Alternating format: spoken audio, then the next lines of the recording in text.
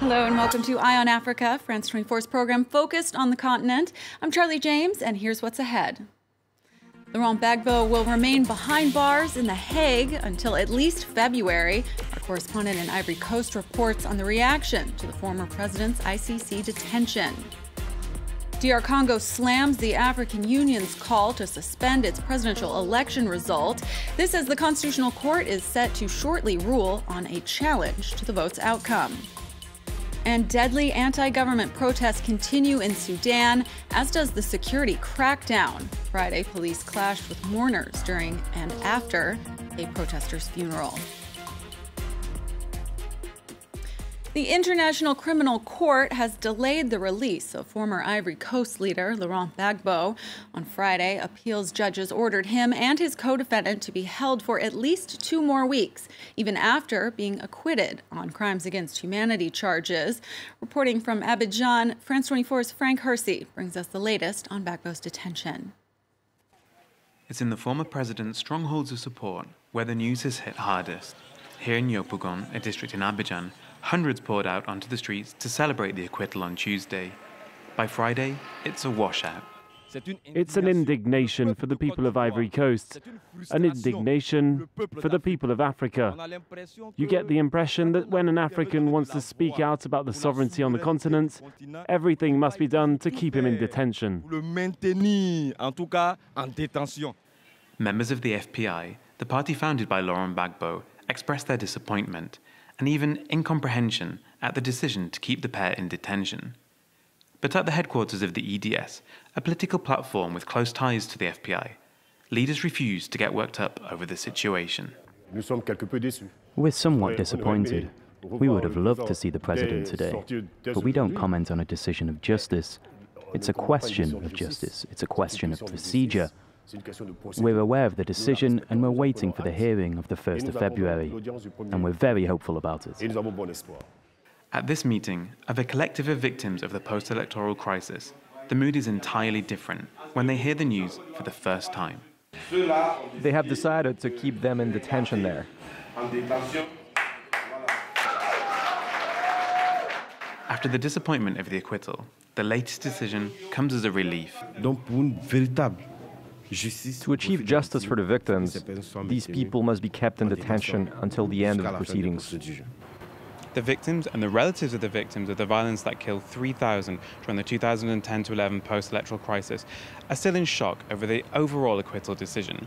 They're now demanding the speeding up of the victim compensation scheme, something which their government briefly promised them during this eventful week.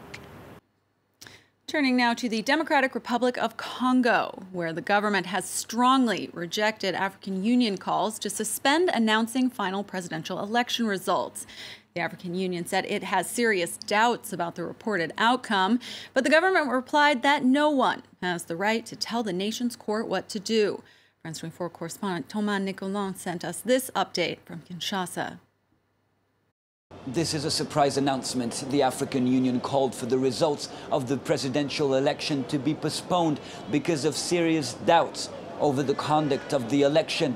The government spokesman in Kinshasa, Laurent Gbagbo, reacted to this by saying that no one should be allowed to tell the Constitutional Court what it's supposed to do.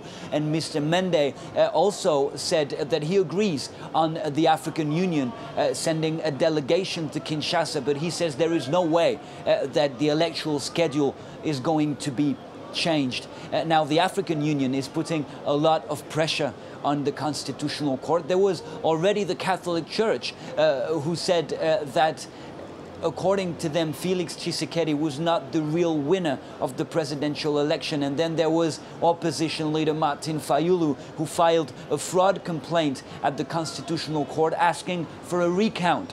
And then there was this leak in several media outlets. These media outlets said that they analyzed 2 separate collections of electoral data, and this analysis apparently shows that Martin Fayulu is indeed the real winner of this presidential election. Now the African Union is sending a delegation to Kinshasa, and this delegation's mission is quite tricky. They will have to make sure that the results reflect the people's choice, but at the same time they will have to avoid a cancellation of the whole election, because this would lead to Joseph Kabila staying in power. Next, a new day of protest in Sudan, continuing 5 weeks of anti-government demonstrations there. Friday's clashes started during a funeral for one protester killed by gunfire. Shirley Sipon takes us there. Friday, the weekly day of prayer, was a day of mourning in Khartoum's eastern district of Bori. The crowd carries the body of a 60-year-old man killed the day before. Thousands of people marched to the cemetery, passing by the main road near where the fatal shooting happened. He was returning from prayers at the mosque nearby. As he approached the house, a policeman rushed at him. Muawiyah resisted, but the policeman shot him through the door.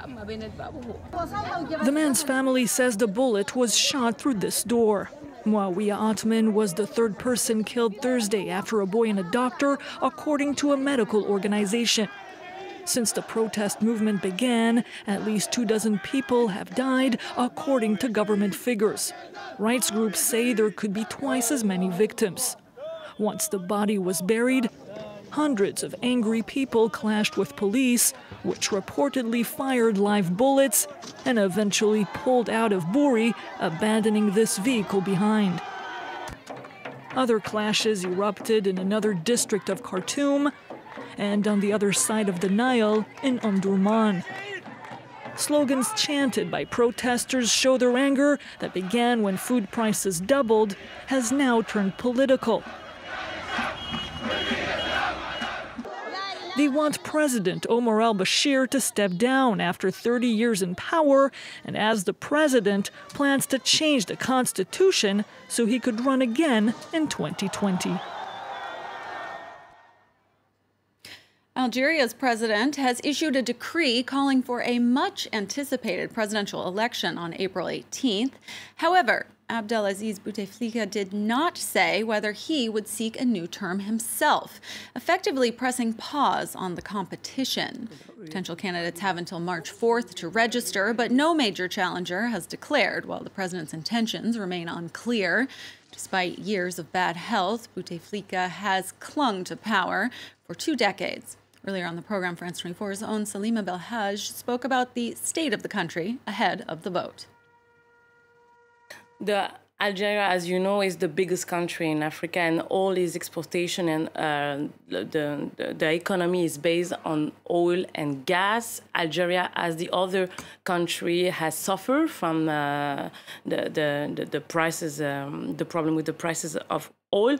And there is the poverty. More than 40% of Algeria, in a 41 million population, is under 25, and there is more than 50% for this age of unemployment.